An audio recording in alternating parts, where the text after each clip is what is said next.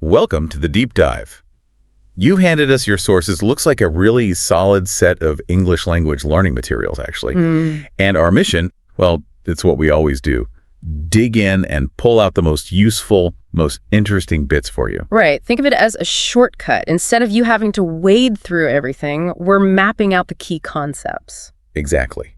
So this time, it's all about basic English grammar, sentence patterns, parts of speech, the real fundamentals. And don't let the word basic fool you. We're aiming for a clearer understanding, sure, but looking closely at these building blocks, it can actually be pretty insightful. You start seeing how the language works. Absolutely. Okay, so let's see what we've got. Your materials cover quite a range. We've got basic sentence patterns, the classic subject, verb, object, of course. Yep, that's VO. And then sentences with two objects, direct and indirect, and how prepositions fit in there. Then there's a whole unit on parts of speech, nouns, pronouns, adjectives, verbs, adverbs, the whole set. The categories, yeah. Prepositions, conjunctions, even exclamations. And then verb tenses.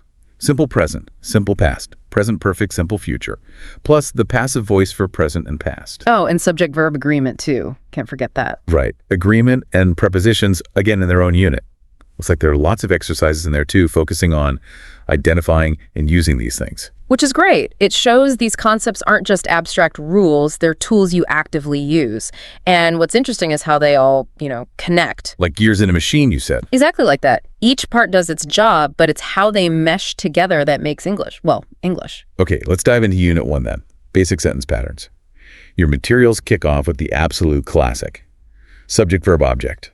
SVO. Examples like, Paul often eats biscuits, Mary ate 2 apples quickly, my father and mother are eating mangoes now. It feels almost automatic. It does, doesn't it? And there's a reason for that. The SVO structure, generally speaking, it kind of mirrors how we tend to think about actions. There's someone doing something, the action itself, and then what the action affects. So it's like a natural flow of information. Pretty much. It provides a clear baseline. English can use other orders, for emphasis, but SVO is often the most direct route for a simple statement. And you've got this exercise here, exercise 1, rearranging words, like that thin girl is drinking milk now. You just instantly know it's that thin girl's drinking milk now. Right. Or the robbers yesterday the police caught becomes the police caught the robbers yesterday. It really shows how fixed that order usually feels. Precisely. And that's super important in English because unlike some languages, we don't change the word endings much to show if something's the subject or object. Oh. So the word order has to do that job. It carries a lot of the grammatical weight. That structure is really fundamental. Got it. Now, what about verbs with 2 objects? The pattern mentioned is subject verb, indirect object, direct object. Sounds a bit academic. But it's really common. Think about it. The direct object is the main thing receiving the action. The indirect object is usually the person, or sometimes thing, that benefits or receives the direct object. Okay, so in I gave my sister a birthday present. Yep. A birthday present is the direct object. That's what you gave. My sister is the indirect object. She's the recipient. Makes sense. My parents always tell me stories. Stories that direct me is indirect. Exactly. The action telling has a primary target, the stories, and a beneficiary, me. Right. And looking at exercise 2, the rearranging one again, the short man has bought some crayons from the stationery shop, his son. That slots together as the short man has bought his son some crayons. From the stationery shop. And the policeman has just shown the driver his driving license becomes the driver has just shown the policeman his driving license.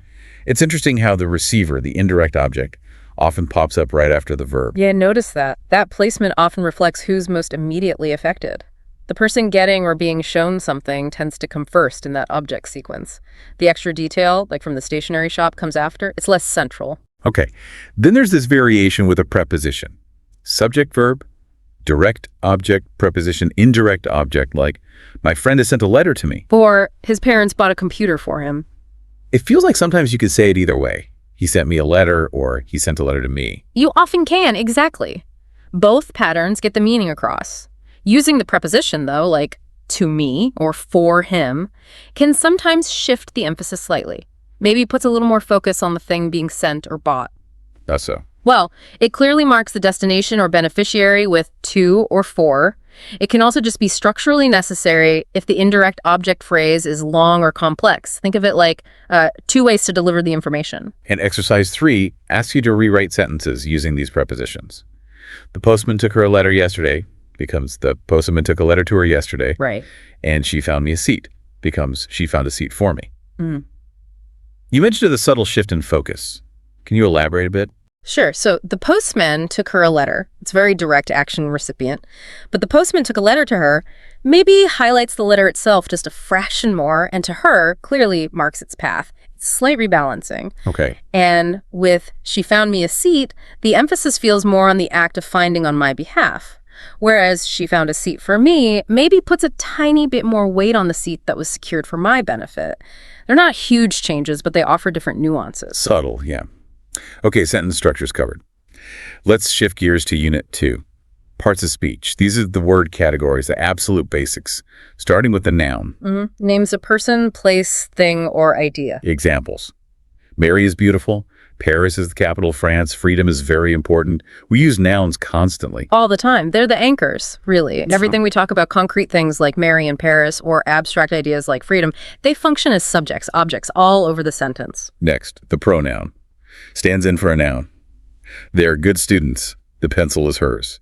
Seems like it's all about avoiding repetition. Totally. Imagine saying Mary likes Paris because Mary thinks Paris is exciting. Much smoother to say Mary likes Paris because she thinks it's exciting. Pronouns streamline everything. Then the adjective. Yeah. Describes a noun. Adds detail. My father is tall, but my mother is short. Adjectives are our painting tools, right? They add the color, the specifics. Tall father, short mother. Without them, language would be pretty bland. The verb. The action or state of being. Birds fly. Short, simple, essential. Absolutely essential. Verbs are the engines. They tell us what's happening, what state something is in. Even in birds fly, the verb fly carries the core event. An adverb. Modifies verbs, adjectives, sometimes other adverbs. The children always talk loudly. Tells us how or when. Or where, or why, or how much. Adverbs add those extra layers. In your example, always tells us frequency. Loudly tells us the manner. Really useful. The preposition. Shows relationships. My parents will meet me at the station tomorrow. These little words do a lot of connecting work. They really do. They're like the grammatical GPS showing how things relate in time, space, direction, cause. Think on the table versus under the table. Huge difference. Tiny word. And the conjunction. The joiner. Words, phrases, clauses. Jimmy opened the door and went in. Helps build bigger ideas. Yep. Conjunctions are the glue. And, but, or, so, because. They let us link thoughts together logically and create more complex sentences than just simple statements. Lastly, the exclamation. Shows sudden feeling. Hurrah! We won the football match. Adds that emotional punch. Exactly. A direct shot of emotion. Ouch! Wow! Oh no! They often stand alone or add emphasis. Your materials have exercises for spotting these in sentences, which seems like a good way to get a feel for them. Like, a swarm of rabbits ran out of the forest. 3 nouns right there. He cut himself when he was shaving. That gives us he and himself as pronouns. Right. Reflexive pronoun there too. Adjective. Taimo Shan is the highest mountain in Hong Kong. Superlative adjective, yeah. Verbs. My sister enjoys listening to classical music. 2 verbs there. Jaren listening, acting like a noun. Objective enjoys. Good example. Adverbs. The little girl smiled sweetly at me yesterday. Manner and time. Yep. Prepositions. She kept her jewelry in a box under the bed. Location. Clear relationships shown there. Conjunction. Although he was late, he managed to catch the bus. Linking contrasting ideas. Subordinating conjunction. Nice. An exclamation. Good heavens. A storm is coming. Classic exclamation. Seeing them used like that really clarifies their job in the sentence, doesn't it? It really does. It's not just memorizing definitions. Exactly. Understanding parts of speech helps you decode sentences, see how meaning is built. It's foundational. Okay, let's move on to how verbs handle time. Unit 3. Simple present tense. Uses general truths, current situations, habits. The reliable one. Examples. The earth goes around the sun. General truth. He is in Paris at the moment. Current situation. He takes a shower every evening. Habit. Feels like the default tense for facts and routines. It really is. The simple present often implies stability, regularity, things that are generally true, not just happening for a fleeting second. And like you said, perfect for routines, often paired with adverbs like always, usually, every day. The exercises seem pretty direct. Fill in the blanks. Smoking a bad habit, obviously is. State of being. Annie her homework every day. Yes. That's does. Habitual action. And notice the S or S ending for the third person singular he, she, it. That's a key feature. Well, the next exercise focuses on that. Pick verbs from a box. Water at 100 degrees Celsius is boils. Firefighters out fires is put out. That third person as is something learners often need to practice, so those exercises are useful for drilling it in. What I found really interesting were exercises 3 to 7, pulling sentences from actual textbooks, geography, history, science. Yeah. Like a 4-grid reference contains 4 numbers from geography, or each walled village has an ancestral hall from history. And scientists carry out experiments in laboratories from science. It shows how this tense is used for stating established facts or procedures in different fields. It does. Using the simple present there gives the information a sense of authority, of being timeless or generally accepted within that subject. It's the language of facts. Okay, so from the present to the past. Unit 4, simple past tense. For completed actions in the past. Example, Sam's father died last Sunday. Done and dusted. Yep. The simple past marks actions that started and finished at a specific or implied time before now. Signal words like yesterday, last week, in 1990, ago often pop up with it. Exercises again. Who the vase while I was away? That would be broke. Irregular verb, good one. He had a lot of photographs during his last trip. That's took. Another irregular. And the textbook example is really grounded in the past. History. The British came to Hong Kong in 1842. Science. In 1912, the big ocean liner Titanic sailed across the Atlantic Ocean. Clearly past events. Exactly.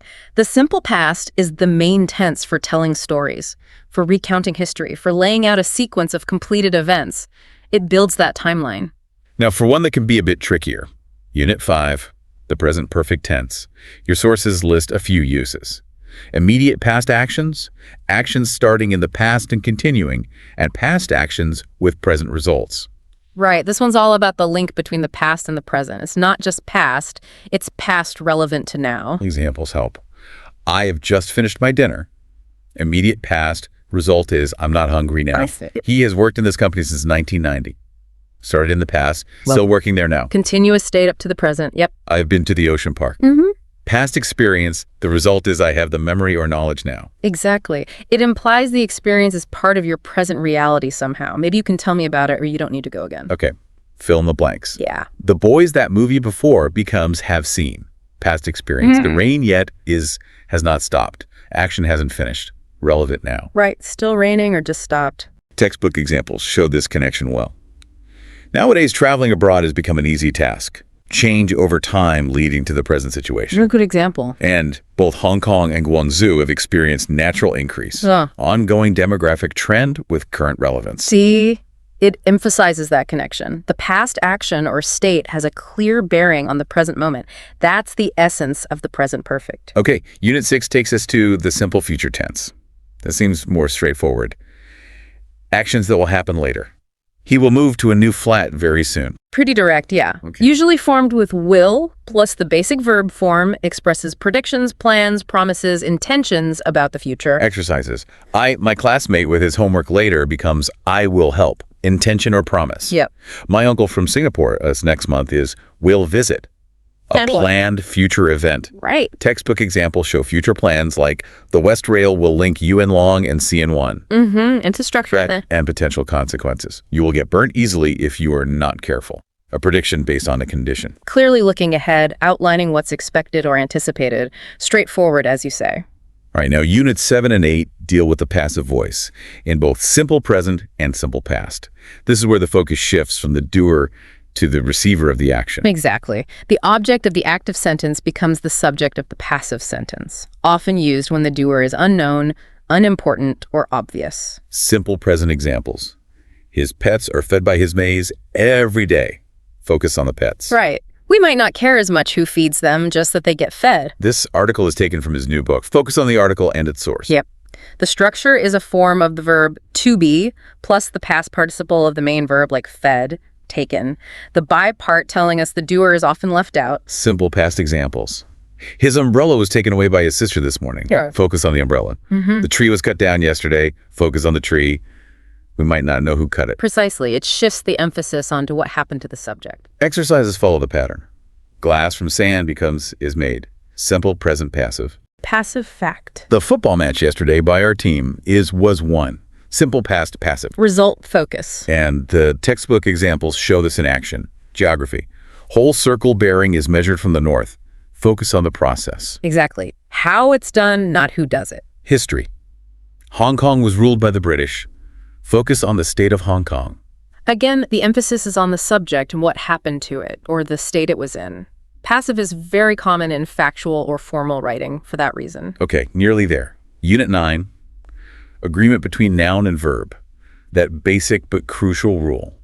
Singular subject, singular verb, plural subject, plural verb. A real cornerstone of correct grammar. Sounds simple, but as you say, it can definitely trip people up sometimes. Especially with tricky subjects. Yeah, compound subjects joined by and or, collective nouns like team or family, indefinite pronouns like each or some, or just phrases stuck between the subject and verb can cause confusion. The exercises get at this. Choosing forms. There's some paper on the desk. It's is, right? Because paper is uncountable here. Correct. Treated as singular.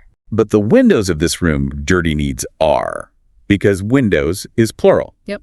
Plural subject. Then the tricky ones.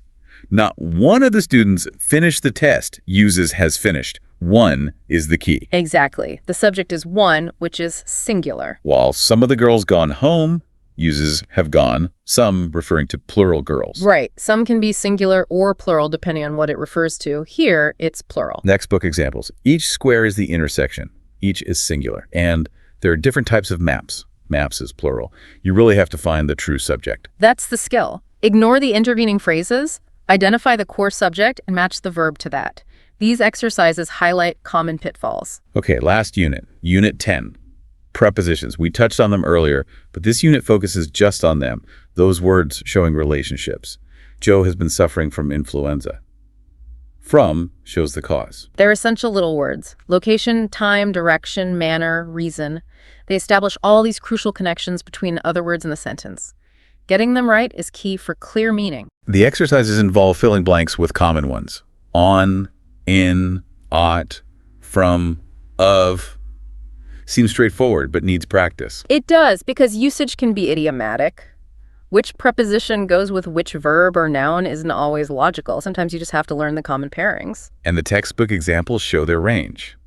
Maps tell us where places are and how far they are from each other, showing separation or distance. The Nile flooded in July, specifying time. Small words, big job. Absolutely. They might be small, but the wrong preposition can completely change the meaning or just sound wrong. They need attention. Well, listener, that was a pretty comprehensive deep dive, wasn't it? We've covered a lot of ground. We really have. From basic sentence structures and the roles of different parts of speech, through the main verb tenses, the passive voice, subject-verb agreement. And those vital prepositions. Yeah. All drawn from the materials you shared. And hopefully what's come across is that even though these are often called basic grammar points, understanding them properly gives you a really solid foundation. It's the framework for everything else in English communication, really. Precisely. It helps you not just speak or write more correctly, but also understand more deeply how meaning is constructed. So, for a final thought to leave you with, maybe start consciously noticing these things as you read, as you listen to English. Yeah, pay attention. How are the sentences put together? What job is that adjective doing? Why that tense and not another? See if you can spot the subject-verb agreement, especially in complex sentences. Notice the prepositions and the relationships they signal. Because developing that awareness, that sensitivity to the structures underpinning the language, it can really open up new levels of understanding. You start to see how these fundamental building blocks are used to create incredibly complex and nuanced ideas, arguments, stories. It's quite fascinating when you tune into it. It might just make you a more effective communicator, or maybe just satisfy a bit of curiosity about how this language actually works. Definitely something to think about. Thanks for joining us on The Deep Dive.